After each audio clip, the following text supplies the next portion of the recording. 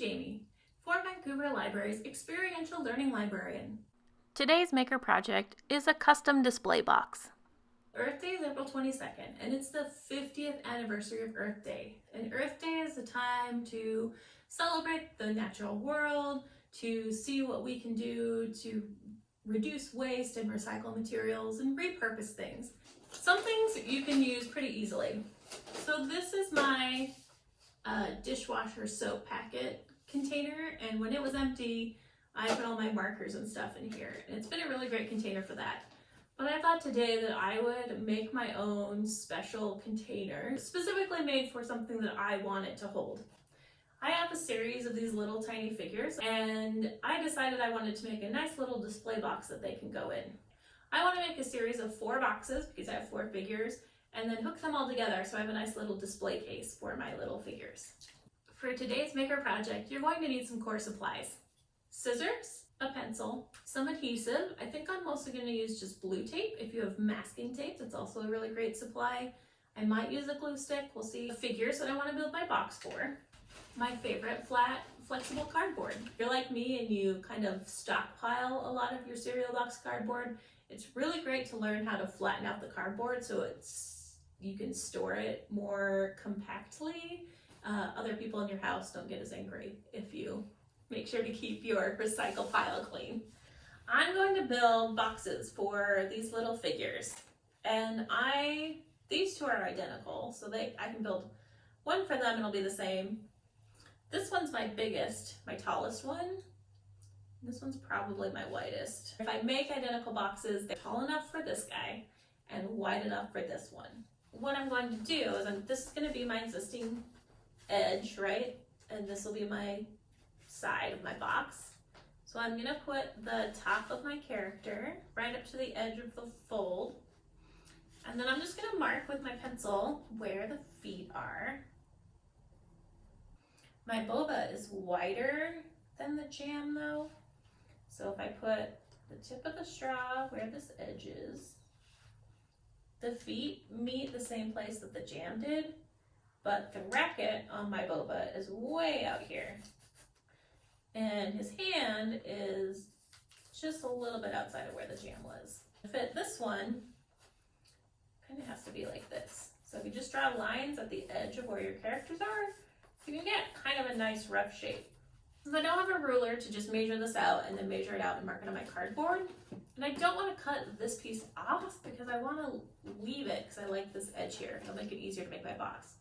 I'm going to take another piece off of my cardboard, so I'll just take this edge off. Again, this is why I like using the thin cardboard because you don't have to cut it generally. And what I'm going to do is I'm going to use this scrap piece as kind of a template, and I'm going to lay it on this flap, which is the one I want to be the side of my box. My template piece is a little bit longer than the piece on the side of my box. So I'm going to cut it down so it's the same size.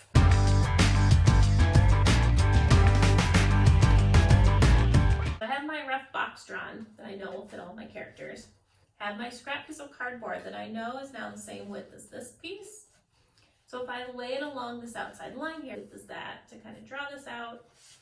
And then we'll also do it along the bottom of the box I traced, like this. I have this line drawn from my template piece and this line drawn from my template piece. And I can just kind of draw them out until they kind of connect. And then I have these 2 edges. Now, this side of my box is going to be a problem because I don't have enough cardboard here to make an edge.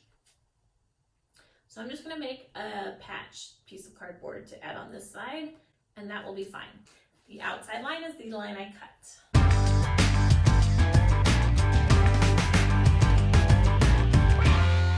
I need a piece for this side, and I know it needs to be to line up my box at the bottom here. And then it needs to go all the way up to this edge. And then it needs to go all the way down this line. And this is going to be my scrap cardboard that I will use to make my 4th side of my box. Okay, this might be super confusing right now, but stick with me. Hopefully this will work out. So I already have my one folded side, and then I have where the lines I made before, so I can fold this piece up. And then I have this line along the bottom, so I can fold this piece up. I'm gonna take this little extra bit of cardboard, I'm gonna fold it up because it'll make it easier to stick on my other side. We have the problem of they're not all gonna stay up at the same time because they have a solid corner. So you're just gonna pick one of the lines on the end. Boop. So like this, so they actually will fold up. Ooh, this is gonna be a nice deep box, I like it. And then on my side that doesn't have a side, that's what this piece is. Now, a way to avoid this is if you can work in the middle of a piece of cardboard, that works the best. If not, if you're like me and you always end up doing it the hard way, there's always a way to fix it. I'm gonna line up the piece of box I'm adding to this corner so that it goes out and I have a tab that I can then glue these two sides together. Just going to tape these two pieces together.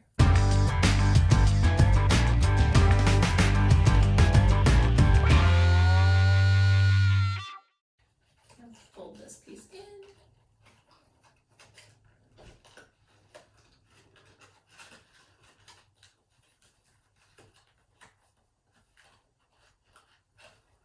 Put glue or tape on these tabs on the corners so it'll all stay in shape.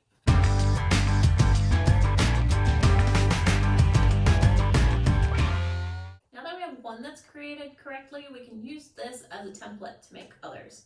It's kind of a nice, useful little box. So what I'm going to do is try and put the box in the center of your piece of cardboard. I'm going to trace around the base of the box. And then what I'm going to do, because I need to make sure I include enough cardboard to make the sides, I'm going to take my box and turn it on its side and then line it up with the line I just drew.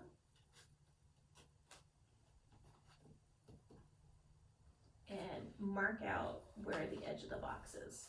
So line up the edge on the drawn line and trace it. Line it up, trace it. So I'm going to cut the outside line. I'm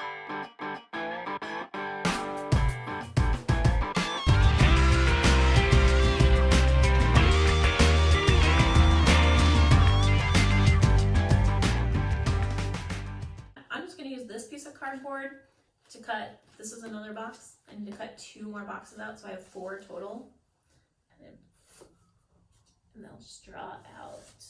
Again, I'm lining it up on this bottom edge, so I have less cardboard to have to cut out. Here's another box, and then if I line this up on this edge, I'm going to cut out my templates.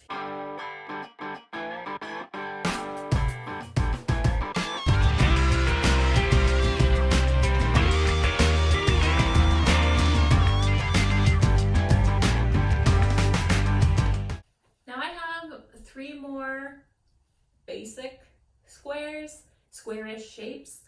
With this one that I already traced the box on, I'm going to fold up along the lines I made that were the back of the box.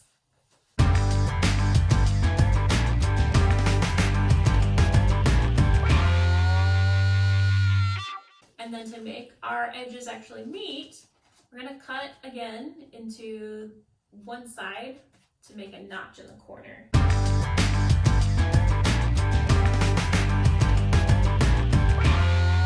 Now that we have tabs cut in this, we can fold up the edges and then use the tabs to glue down our sides. Dun dun dun dun, one box. Going to trace the box as close as you can get it. It's okay.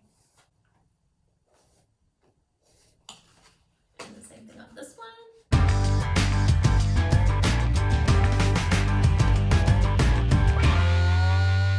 We're gonna fold on the lines we just drew. We're gonna cut tabs onto the corners and then fold it up and glue or tape it.